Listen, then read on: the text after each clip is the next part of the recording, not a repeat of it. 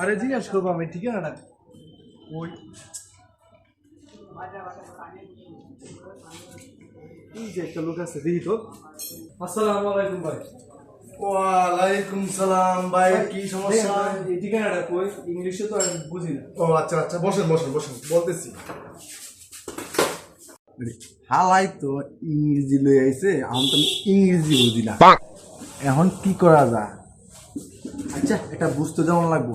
হ্যাঁ ভাই, আপনার ঠিকানাটা হয়েছে এখান থেকে আপনি যাবেন, অভাবিতে নিচে যাবেন। অভাবিতে নিচে